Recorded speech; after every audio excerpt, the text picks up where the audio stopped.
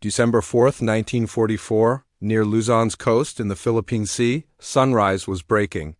A lookout on the Japanese supercarrier Shinano glimpsed a submarine's faint silhouette cutting through the morning fog. Moments later, one of the Imperial Japanese Navy's most extraordinary vessels ever constructed would disappear under the sea. In a conflict that had already claimed millions, the events of that frigid December morning represented more than just another naval loss. It was a staggering catastrophe, a failure of pride and ambition that left Japanese admirals gazing at the ocean in shocked disbelief. How could the world's largest, secretly built aircraft carrier, shrouded in steel and national desperation, be sunk on its maiden voyage before launching a single aircraft? This is the story of Shinano, the hidden behemoth born from Midway's ashes, engineered to turn the tide of war, yet doomed by haste, hubris, and one American submarine. It is a narrative few know completely, filled with unresolved questions, deadly misjudgments, and tragic ironies that echoed across the Pacific, reaching the halls of power in both Tokyo and Washington. To grasp Shinano's destiny, we must return to a different morning, June 4, 1942. At Midway Atoll, on that day the Imperial Japanese Navy, once thought invincible, endured a catastrophic defeat. Within 5 minutes, 3 of its primary carriers, Akagi, Kaga, and Soryu, were turned into burning hulks by waves of American dive bombers. A 4th Hiryu was lost later that night. This battle didn't just reverse the Pacific War's momentum. It demolished Japan's myth of naval dominance. In reaction, Admiral Isoroku Yamamoto championed a daring counter-initiative, the creation of a new class of aircraft carrier larger, quicker, and more heavily armored. Among these, one vessel would be unique, Shinano, initially laid down as the third. Yamato-class battleship, the largest ever conceived, Shinano was converted mid-construction into a supercarrier, a vessel unlike anything any navy had ever witnessed. At 872 feet long and displacing over 70,000 tons fully loaded, she was designed as a floating fortress. Unlike American carriers, she wasn't just to carry aircraft, but to act as a forward support ship, ferrying fuel, munitions, and spares to the fleet. Her flight deck was shielded by over 3 inches of steel armor. Her hangars were protected by reinforced bulkheads. On paper, she was unsinkable. But paper doesn't stop torpedoes. Work on Shinano was conducted in complete secrecy. Few in Japan even knew of her existence. Laborers were prohibited from speaking of her. Those who broke this rule vanished. In Tokyo, she was referred to only as Ship 1110. This secrecy was so total that Allied intelligence never detected her a significant achievement, given the vast spy networks and reconnaissance efforts covering the Japanese home islands. By late 1944, however, secrecy had given way to desperation. The war's tide had shifted. American troops were landing in the Philippines. The Marianas had fallen. B-29s now droned over Tokyo. Japanese naval planners understood that if Shinano didn't join the fight immediately, she would become irrelevant. There was no time for sea trials or thorough system tests. Launched on October 8, 1944, she departed the Yokosuka Naval Arsenal just 6 weeks later. On November 28th, she left under cover of night, heading for the inland sea for her final outfitting. She carried no aircraft. Her watertight compartments were not fully sealed. Paint was still wet in some corridors. But she was ordered to move, and in wartime Japan, orders were absolute.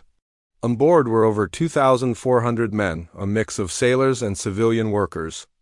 Commanding them was Captain Toshio Abe, a career officer known for his discipline and composure. As Shinano glided past Tokyo Bay's breakwaters into the open ocean, few on board knew the danger lurking below. That danger was the USS Archerfish SS-311, a Balao-class submarine led by Commander Joseph F. N. Wright. Archerfish had patrolled the Japanese coast for days without success.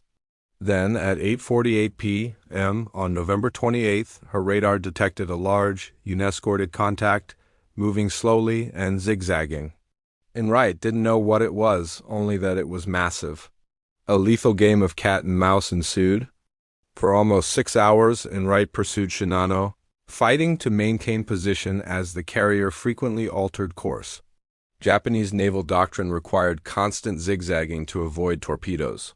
But Shinano's green crew and hurried departure made coordination poor. She zigzagged erratically. By the early morning of November 29th, Archerfish achieved a firing solution. At 3:15 a.m., Enright gave the command. 6 torpedoes cut through the darkness. 4 struck Shinano's starboard side, hitting with a tremendous roar that reverberated across the water. The carrier heaved violently. Bulkheads buckled. Compartments flooded, yet she sailed on. Captain Abe, calm and deliberate, ordered damage control teams to respond, pumps activated. Counter-flooding measures were initiated. For a fleeting moment, it appeared the great vessel might be saved. The fatal flaw, however, wasn't the torpedoes. It was the incomplete work from weeks before. Many of Shinano's watertight doors were not installed. Those in place had not been pressure tested.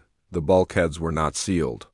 The crew was untrained in damage control procedures. Water moved swiftly through the lower decks. Within an hour, her list grew to over 15 degrees, rendering counter-flooding useless. Her engines started to fail. Panic began. Captain Abe ordered all non-essential personnel to the main deck. Signals were sent to nearby escort ships pleading for immediate help. It was too late. By 10:57 a.m., the list was 30 degrees. Abe gave the order to abandon ship. Moments later, Shinano capsized and sank beneath the waves.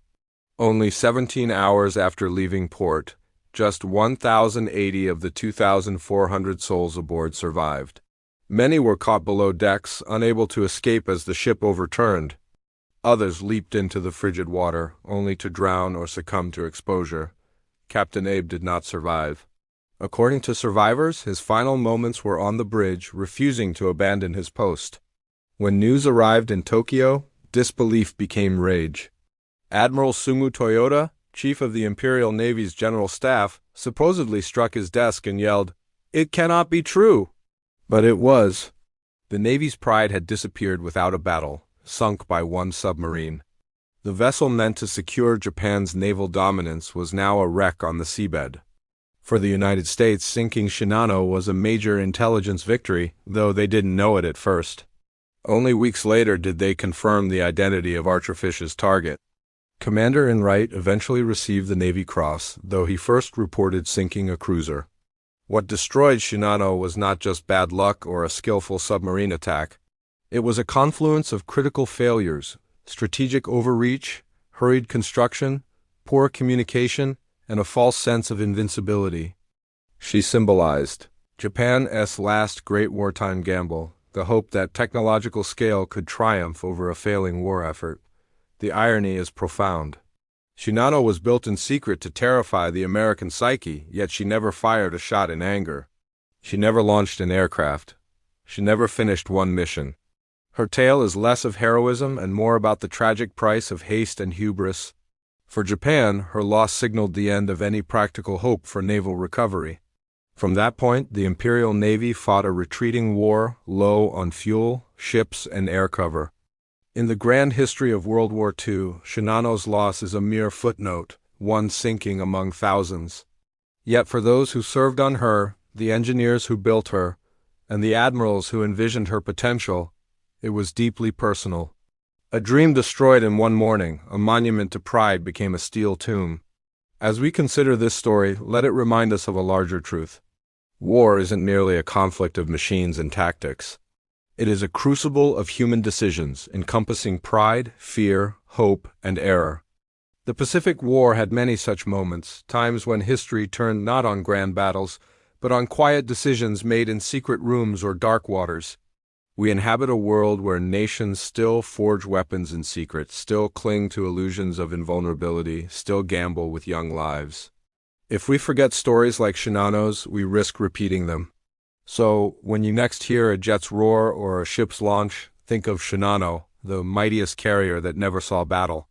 Remember the 1,300 souls lost beneath the waves.